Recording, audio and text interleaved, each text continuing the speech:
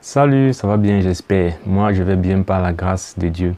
Bienvenue dans cette nouvelle vidéo qui sera particulière, qui est la première d'une série qui sera particulière, nouvelle.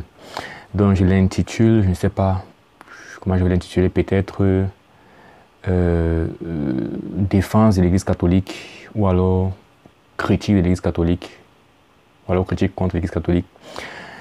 Mais c'est quoi le background? En fait, l'idée, c'est d'écouter quelles sont les réponses que en fait, l'Église catholique apporte aux critiques majeures qu'on leur fait souvent.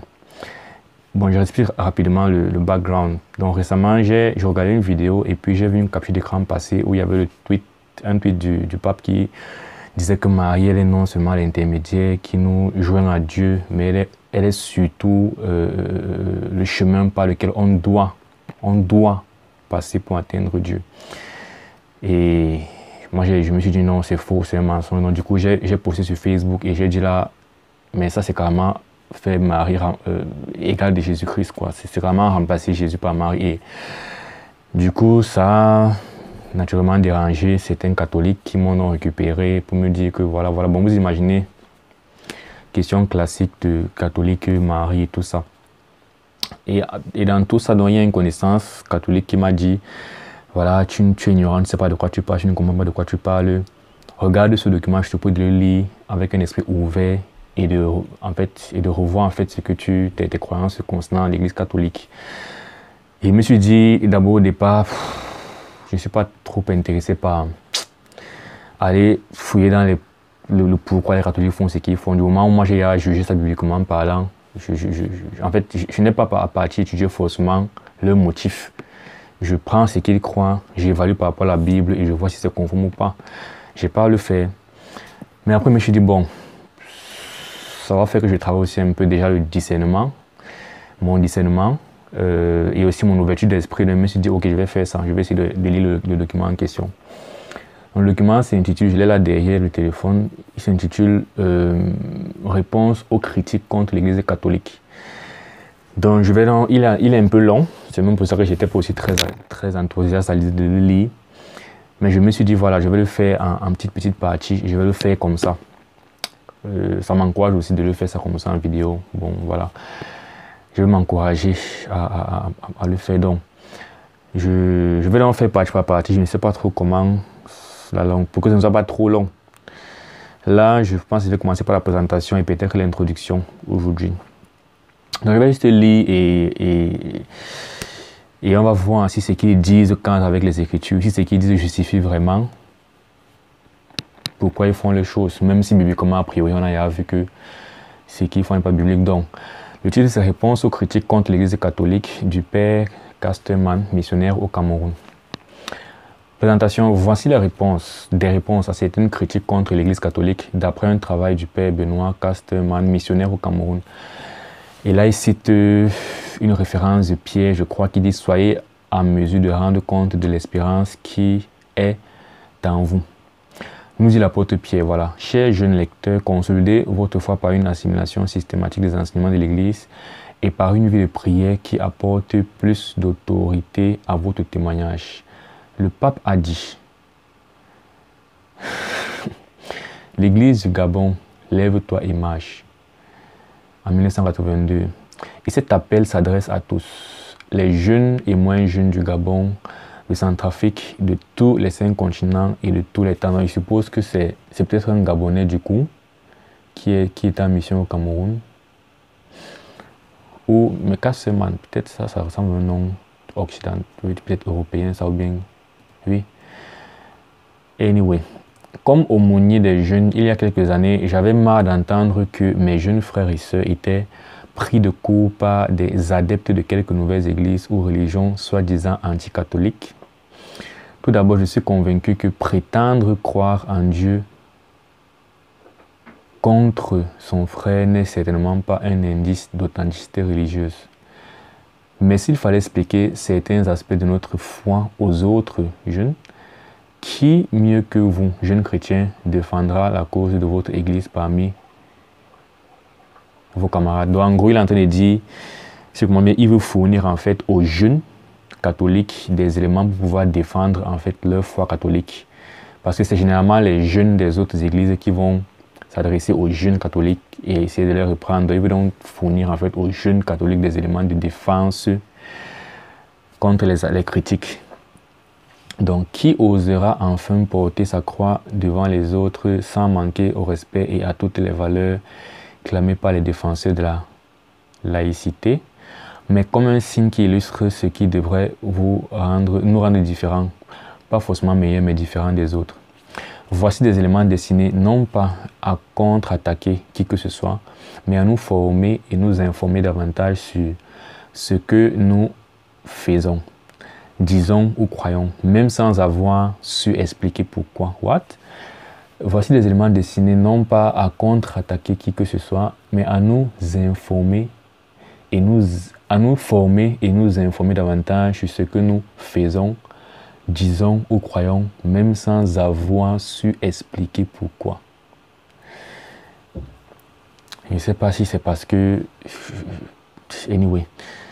Le Père Casteman trouvera les mots justes pour vous avec son énorme capacité d'avoir les yeux fixés sur le réel et les pieds ou la plume profondément trempés dans les deux sources de notre foi, les Écritures et la tradition de l'Église. Et donc, voici déjà un problème fondamental que moi j'aurai avec l'Église catholique, avec les catholiques, c'est que leur source de foi, en fait, ne se limite pas en fait à la Bible. Il y a la Bible, excusez-moi, c'est difficile parce que là, je dois regarder la caméra et là, je regarde le texte derrière. Bon. J'étais en train de dire, l'un des problèmes fondamentaux de l'Église catholique, c'est que, comme il vient de le dire, leur source de leur foi, ce n'est pas uniquement la Bible. C'est pour ça que sur la scripture, ils ne sont pas d'accord que la Bible, en fait, uniquement, c'est toute la source de notre pratique, de notre foi. Non, non, ils ont la Bible et en plus la tradition de l'Église. Et donc, ce n'est pas surprenant si, dans la suite du document, justement, il y a des arguments qui expliquent ce qu'ils font, qui soient extra-bibliques. Et qui, même si ces arguments étaient de la vérité, ne devraient pas en réalité contredire ce qui est dans la Bible. Donc, moi, je dis toujours, admettons même que votre tradition de l'Église est là, n'est-ce pas, qui n'est pas dans la Bible, soit vraie. Ça ne devrait pas contredire ce qui est dans la Bible. Mais voilà, le problème qui se pose souvent, c'est qu'on a un principe qui, si on se limite à la Bible, en fait, est anti-biblique, n'est pas de la vérité. Mais si tu pars chercher une explication derrière la création de l'Église, subitement, ça peut devenir vrai. Et moi, c'est ça souvent qui me dérange. Mais ok, restons ouverts. Écriture et création de l'Église. Donc, cette suite d'enseignement du pasteur Casteman est aussi une remise en cause, bon, erreur de frappe, une remise en cause des excès qui révoltent nos frères et sœurs des autres églises. Il n'y a pas de fumée sans feu. La meilleure façon de faire que le détracteur soit dans... C'est ça pourquoi... C'est vrai que c'est même la façon de parler, en fait. Moi, je n'arrive même pas à comprendre généralement ce qui est dit. Ça dit que cette suite d'enseignement du pasteur Casteman est aussi une remise en cause des excès qui révoltent nos frères et sœurs des autres églises. Entre guillemets, il n'y a pas de fumée sans feu. Donc, je suppose qu'il est en train de dire là que, où on pourrait penser que s'il y a tant d'attaques contre l'Église catholique, c'est que quelque part au fond, il doit y avoir un problème. Et donc, il dit la meilleure façon de faire que le détracteur soit dans l'erreur, c'est de s'assurer qu'on est soi-même sur le droit chemin. Ok, donc je suppose donc que les autres églises sont les détracteurs de l'Église catholique. Et il dit aux jeunes catholiques, la meilleure façon de prouver aux autres églises que les autres églises sont dans le faux en les accusant, c'est de s'assurer que le jeune catholique lui-même est dans la vérité. Ok, donc introduction. Bon d'accord, du coup on va faire la présentation de l'introduction aujourd'hui. Bon, l'introduction est longue. Ok, on va faire l'introduction et on va s'arrêter à avertissement.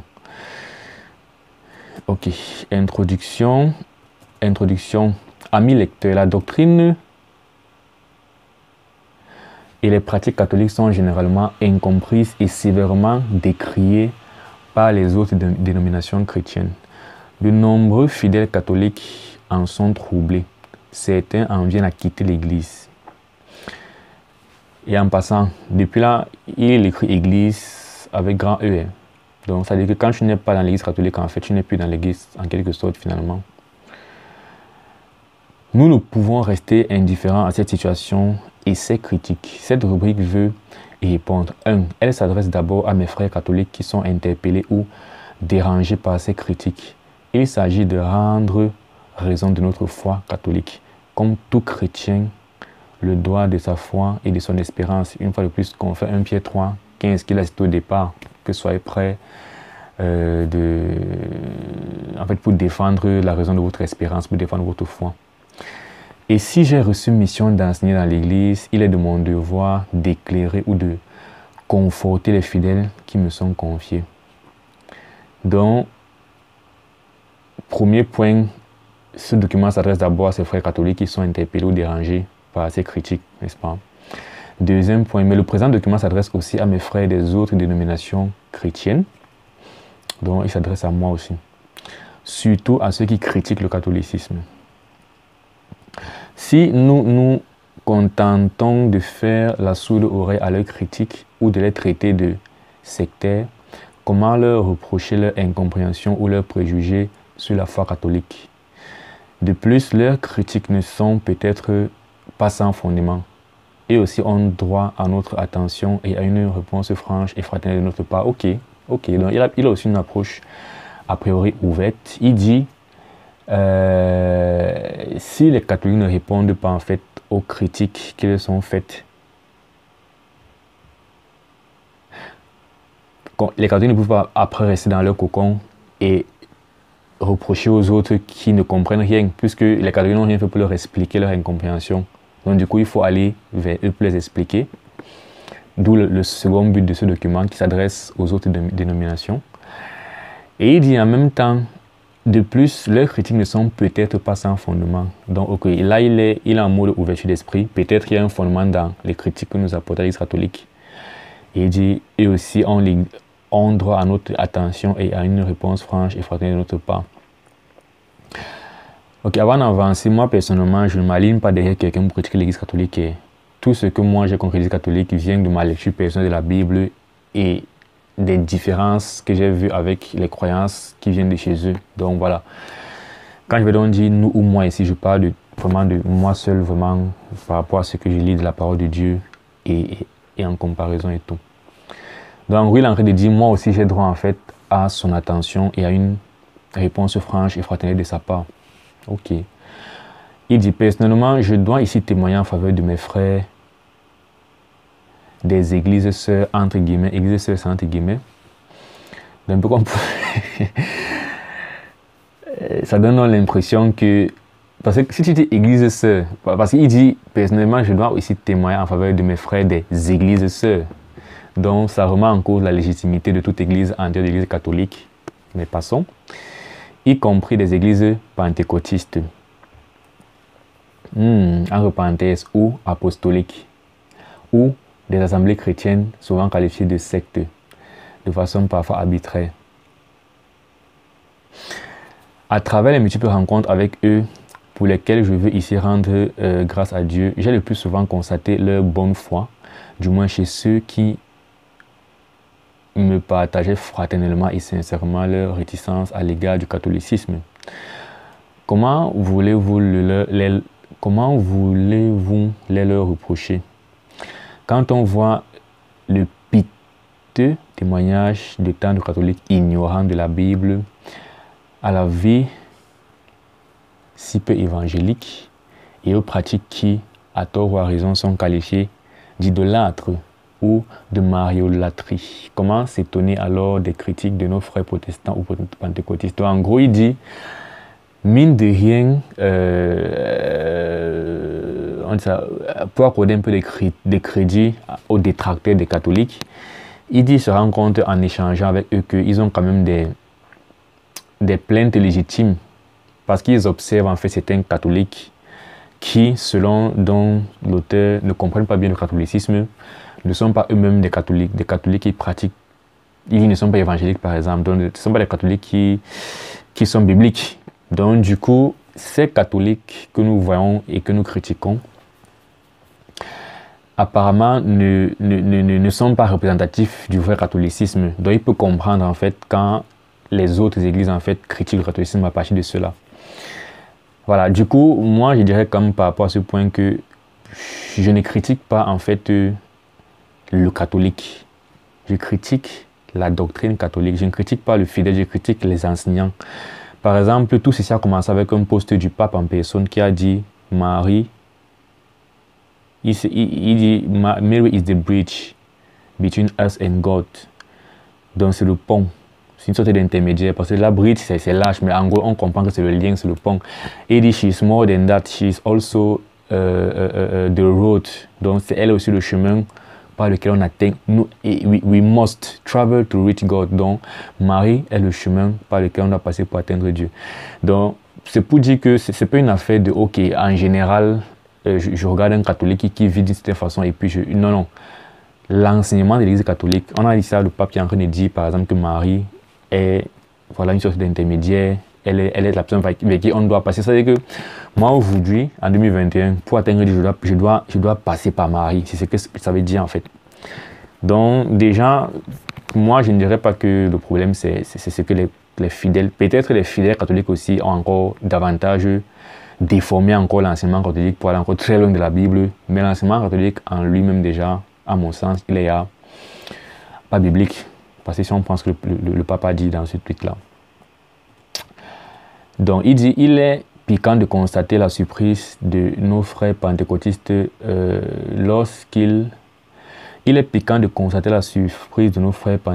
lorsqu'ils découvrent des catholiques annonçant avec zèle et autorité la parole de Dieu et prêchant la nouvelle naissance dans le Seigneur Jésus-Christ. Bon, surprise. C'est vrai que oui, généralement, quand tu vas prêcher l'évangile à un catholique lambda élu par la nouvelle naissance, il ne sera pas familier avec cette notion-là. Donc du coup, si tu rencontres un catholique qui prêche la nouvelle naissance, ça peut être surprenant. Mais moi, jusque-là, en tout cas, on n'est pas encore dans le... Bon, c'est l'introduction. On n'est pas encore dans le vif du sujet. Parce que ma question, c'est de se dire, ok, voilà ce que j'ai compris que la doctrine catholique enseigne. Laissons ce que les fidèles catholiques peut-être à tort ont eu à croire.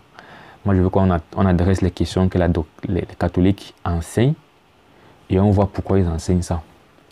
Je pense que c'est ce qu'on verra dans la suite. Ok, donc il dit donc, il est piquant de constater la surprise de nos frères pentecôtistes lorsqu'ils découvrent des catholiques annonçant avec zèle et autorité la parole de Dieu en prêchant la nouvelle naissance dans le Seigneur Jésus.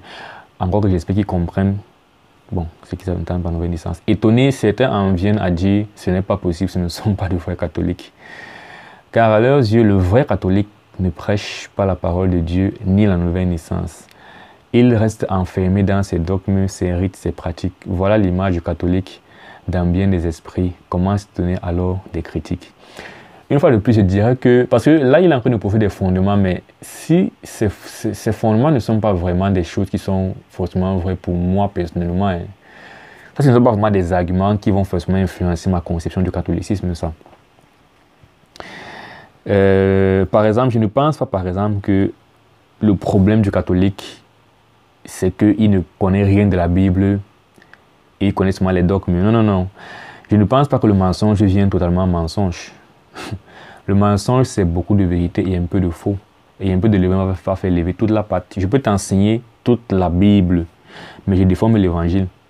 Je suis exact sur la Trinité, je suis exact sur le baptême, je suis exact sur la sanctification, je suis exact sur le mariage, je suis exact sur le mariage, sur le péché, sur l'adoration, tout ça. Mais j'ai seulement un autre évangile. Ce n'est pas par Christ seulement que tu es sauvé. Tu vois que je serai exact sur toute la Bible, sauf sur une seule chose. Et la personne qui sera dans cette... qui croira dans mon évangile là, bien que croira aussi tout le reste, ce qui est vrai que j'ai enseigné, ne sera pas sauvé, ira en enfer. Donc moi je ne pense pas que le problème du catholicisme, c'est que ils ne connaissent rien de la Bible et du coup, ils sont seulement dans l'idolâtrie, dans le dogme. Moi je pense que le problème, c'est que les fondamentaux qui définissent la foi chrétienne et qui rendent la foi chrétienne vraie et même qui donnent le salut sont problématiques dans leur doctrine. Pour moi, c'est ça le problème en fait.